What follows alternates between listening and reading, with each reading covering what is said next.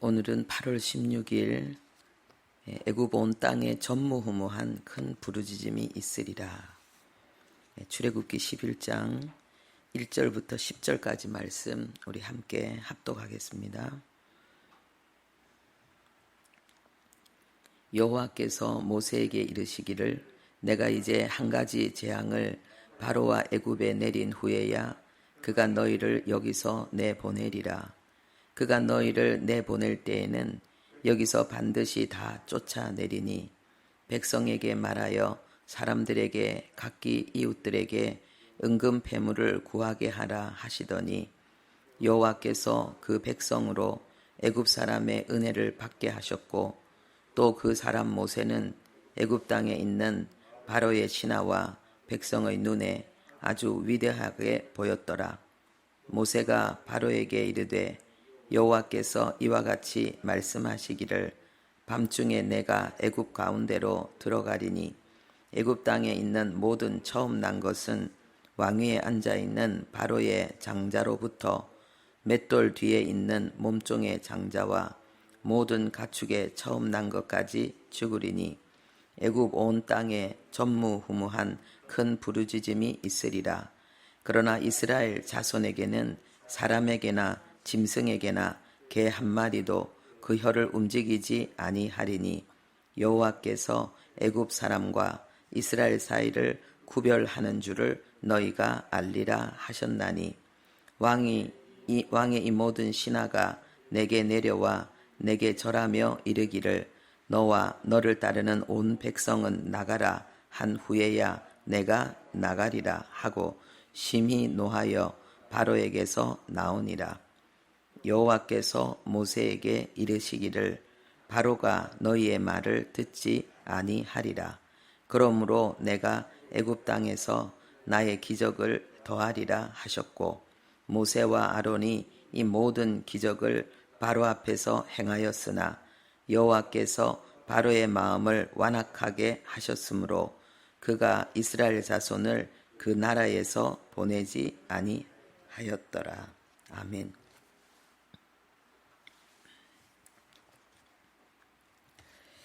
네, 이 본문 말씀을 묵상하면서 저는 먼저 하나님의 말씀은 하나님의 약속은 반드시 성취된다는 그 내용을 더 마음에 가지게 되었습니다. 네, 하나님께서 아브라함에게 말씀하셨거든요. 창세기 15장 13절인데 내 자손이 이방에서 객이되어 그들을 섬기겠고 400년 동안 내 자손을 괴롭히리니 그들이 섬기는 나라를 내가 징벌할지며 그 후에 내 자손이 큰 재물을 이끌고 나오리라. 하나님께서 아브라함에게 약속하신 이 내용이 결국은 성취되어지는 그 현장을 우리가 목격하고 있습니다. 이방에서 객이 될 것, 그들을 섬길 것, 400년 동안이나 괴롭힘을 당할 것, 그리고 하나님의 징벌이 그 땅에 일어날 것, 그리고 큰 재물을 가지고 나올 것.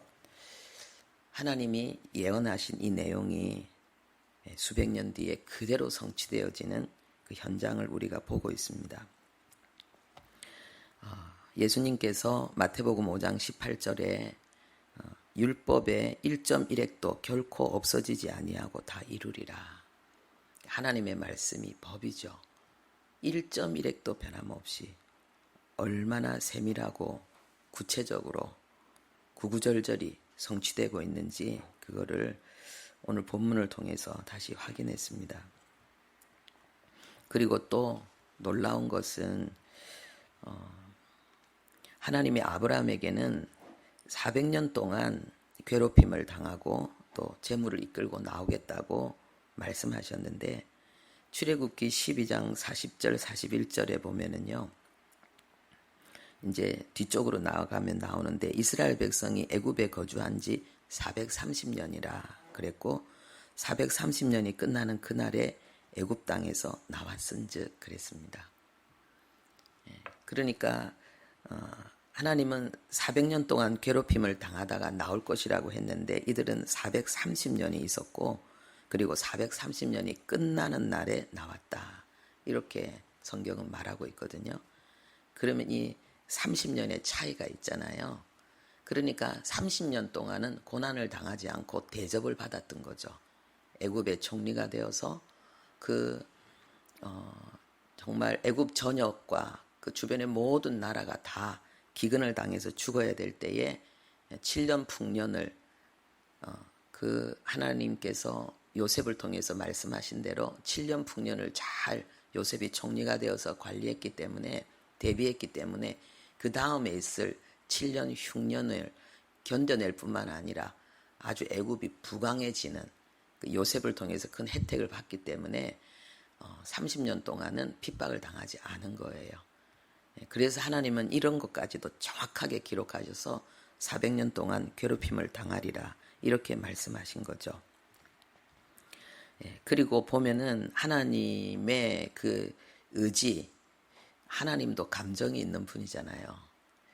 하나님이 뭐라고 말씀하십니까? 애굽 온 땅에는 전무후무한 큰 부르짖음이 있겠지만은 이스라엘 자손에게는 개 한 마리도 혀를 움직이지 않을 것이다. 사람에게나 짐승에게나 개 한 마리도. 하나님의 구별이 얼마나 철두철미한지 그걸 우리에게 나타내는 거죠. 하나님의 하나님 되심을 거부한 자에게는 한 사람도 빠짐없는 하나님의 진노의 파멸의 그런 불이 떨어지겠지만은 그런데 하나님께 피한 자, 하나님을 하나님으로 인정하고 따르는 자에게는 개 한 마리도 그 준엄한 심판 속에서 개 한 마리도 움직이지 않고 피해를 입지 않을 것이다. 흔들리지 않을 것이다. 완전한 고요, 평화, 그죠? 애굽은 그야말로 진멸당하는 절규의 고통, 하나님이 이거를 완전히 극대화시켜서 표현하고 있습니다. 우리의 미래가 이렇게 될 것입니다. 이 땅의 삶이 전부가 아니기 때문에 하나님이 주신 소중한 생을 하나님을 인정한 자에게는 완전한 평안과 기쁨이 주어질 것이고 그리고 하나님을 부정하며 하나님의 모든 것을 자기의 것인 양 살은 자에게는 한 사람도 빠짐없는 그러한 진노가 부어질 것을 하나님이 말씀하고 있습니다. 그리고 또 한 가지 주목할 것은요. 여기서 그 30년 동안 대접을 받았고 그 이후로는 괴롭힘을 당했다고 성경이 기록하고 있지 않습니까? 그러면은 요셉이 30세에 총리가 되었고 그리고 39세에 가족들이 그 애굽 땅으로 옮겨왔거든요.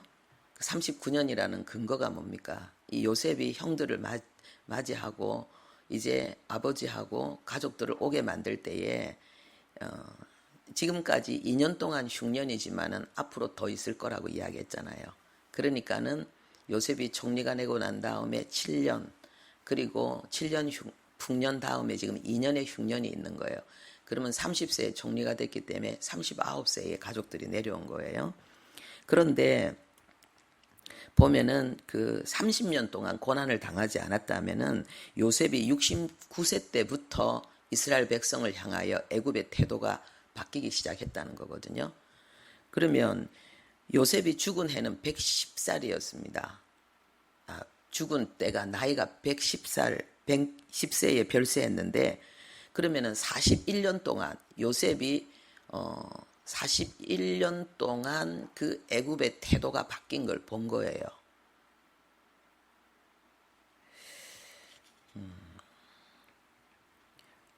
처음부터 완전히 바뀌진 않았겠죠. 그 뭐 정권이 교체됐거나 그러면서 이제 이런 그 정치적인 변화로 인해 가지고 이런 일들이 있었겠죠. 그래서 애굽이 총리가 되었을 때는 그 셈 족속이 그 애굽의 정권을 쥐고 있을 때라고 우리가 알고 있거든요. 잠깐 그런 때가 있었다고. 그래서 우리가 모두에게 고난이 있다는 것을, 요셉에게도 고난이 있다는 것을 다시 한번 주목했으면 합니다. 그렇지만은 그렇기 때문에 어쩌면은 요셉은 더 언약에 집중했고, 요셉이 죽으면서 그 창세기 마지막 50장 끝이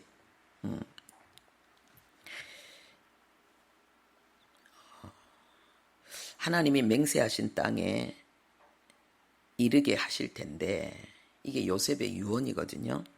그때에 내 해골을 메고 올라가겠다고 맹세하라. 그래서 맹세를 시키는 장면이 창세기 50장에 나옵니다. 이게 뭡니까?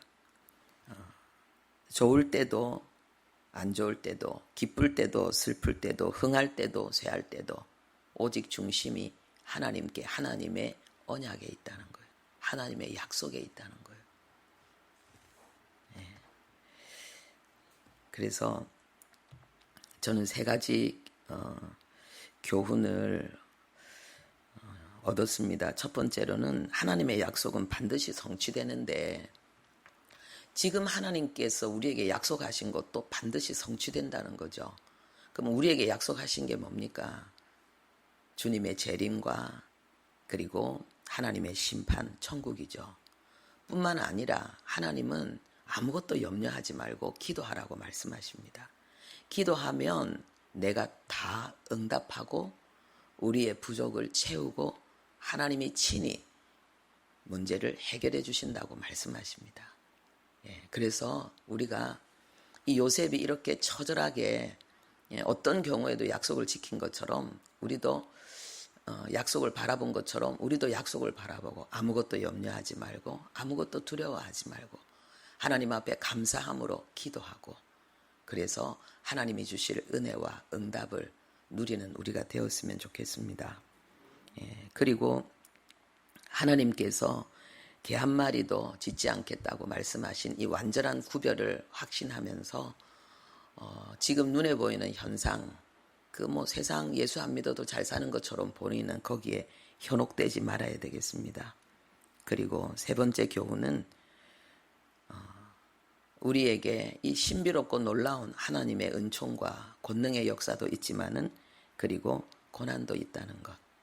그러나 변함없는 것은 하나님의 약속은 반드시 성취되기 때문에 반드시 하나님의 언약을 붙드는 자로 살아야 된다는 것. 이 교훈을 우리가 얻어야 되겠습니다. 기도하겠습니다. 하나님 아버지, 불확실한 인생을 사는 우리에게 반드시 성취되어지는 하나님의 말씀, 곧 진리 안에 살 수 있게 해주셔서 감사합니다.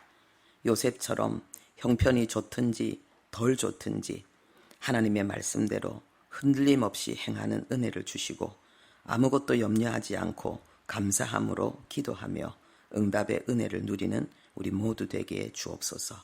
예수님의 이름으로 기도합니다.